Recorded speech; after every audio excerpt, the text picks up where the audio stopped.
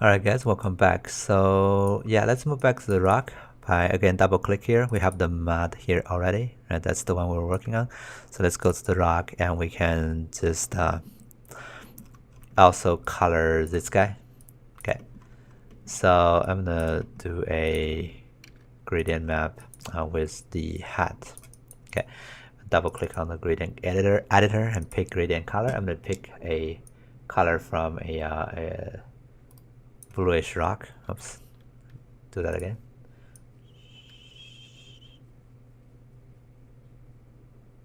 All right, and this is what we got. If we put that into the base color, you can see this is what that is. Now that doesn't feel really helpful. Okay, but that's a start, right? So before we use that result, we can pass in anything here in the middle. I'm gonna do a slope blur grayscale in the middle before we pass that to the gradient, and we can use a cloud to slope blur it. Okay, you can see that basically smears it to make it look more like you know, the textures on the rock. Okay, all right. Now we can also further break this up by using the hat map. Let me do a auto level here. Actually, auto level here, and use that to directionally warp it. Okay, and we can warp it with the direction and change the direction also. Okay, and warp it like 100 times. You can see now it does fit with the contour a bit better. And the more you drag it, the more it's going to warp with it, and which will make it fit with the slope of the rock better. Although that's going to introduce some lines. Okay. So we could also go ahead and use another slope blur here. Okay, and then we can slope blur it maybe with the same cloud again, right? This time we could tell it to not blur that much. We lower sample.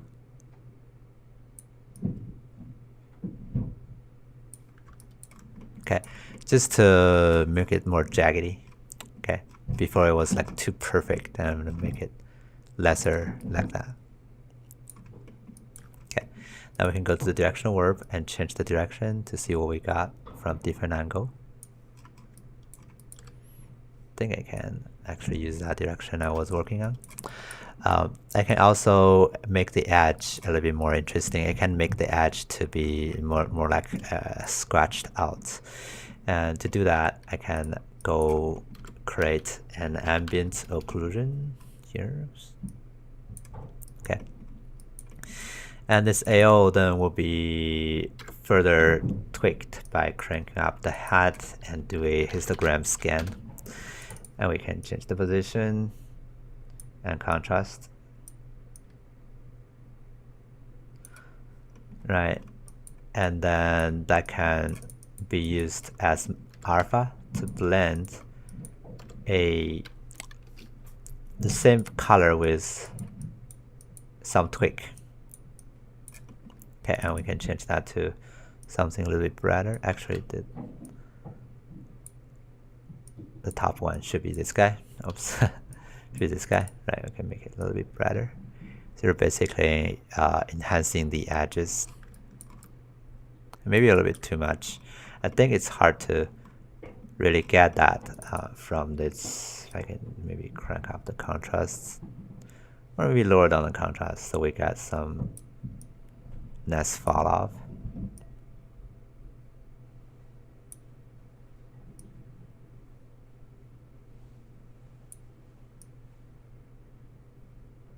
I want to define the edge more. I don't want it to have a whole lot of contrast. Okay. So I can also break this up with a slope blur grayscale. And we can use, again, a cloud.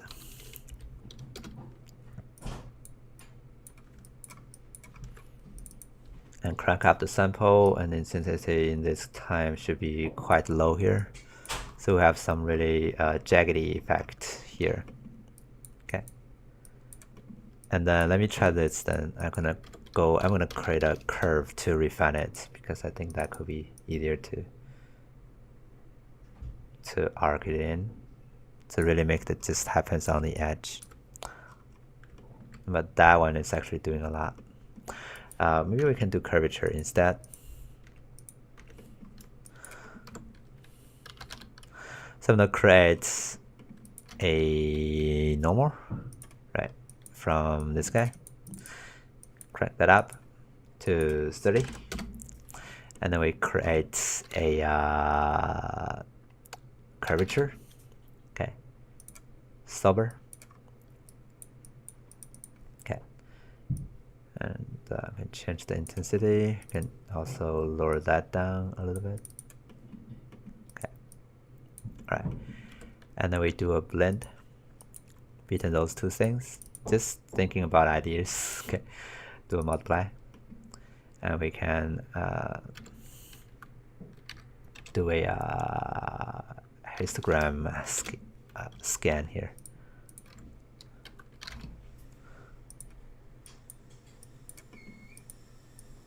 So I want to isolate the edge here.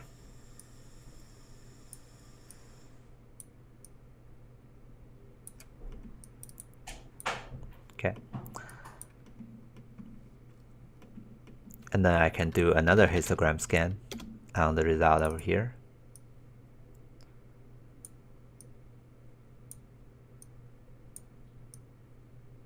Okay, to get some of the edges.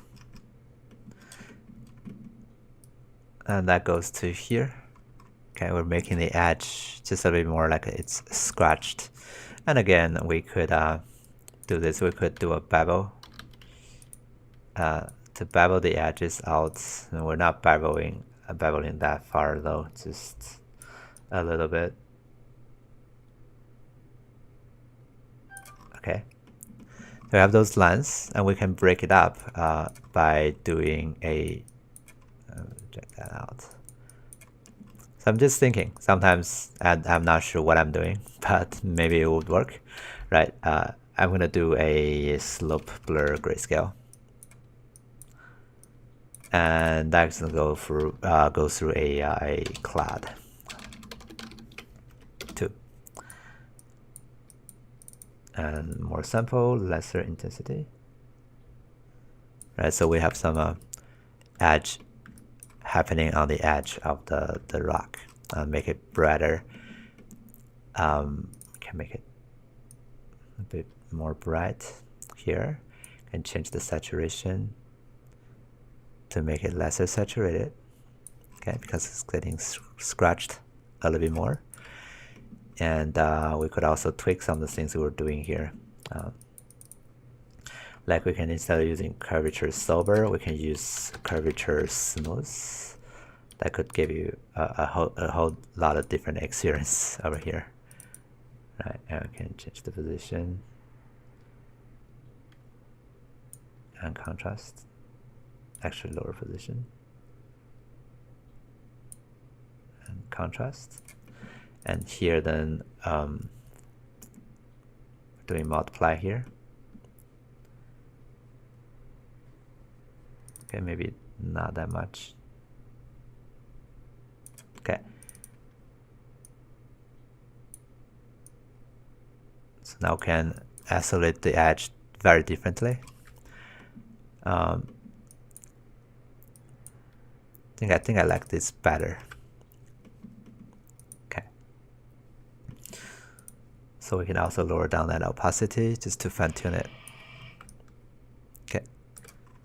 For the low ground, we could also do some little trick to make it look a little bit more interesting. But yeah, that's up to you to do more than this. I think I'm gonna be done with this guy.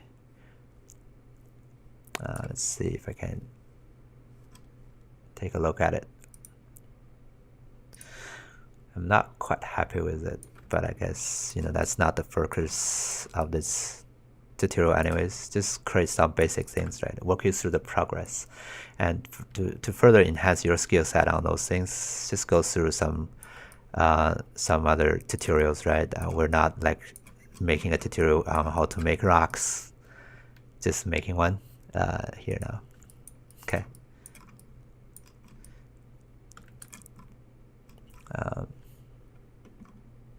Go back to the Plan Harris. Okay, so we have the rock, and one more thing we could do just to make it a little different is we could give the rock a little bit more roughness. Okay. Actually lesser roughness to make it a little bit more shinier. Or pick the correct roughness basically. So you should be able to produce some shiny like effect on it. Alright. We could also give it a cloud. Okay. And grab that guy, Ctrl C, Ctrl V, do a blend. And we use the cloud to blend it to just give it some variation. And so I can make this guy maybe just a little bit more shinier, maybe.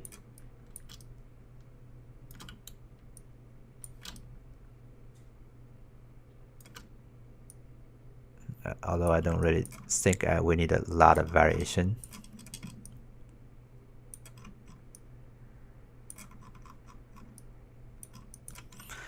Okay.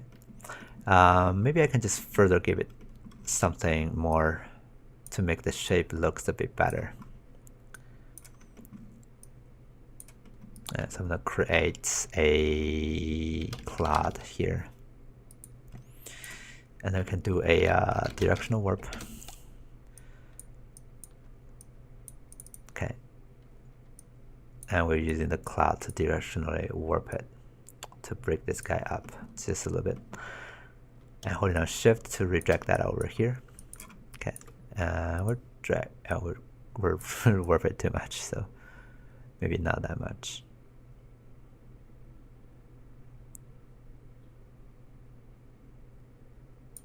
Okay, just to give it some more smaller detail on the edge of the rocks,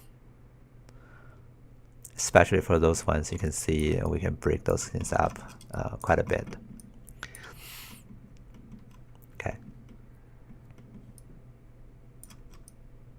Alright, I think that's good enough for now. And okay, cool. Let's move on to the next video and we can talk about how we can get these things into the game engine eventually. Okay, see you next time.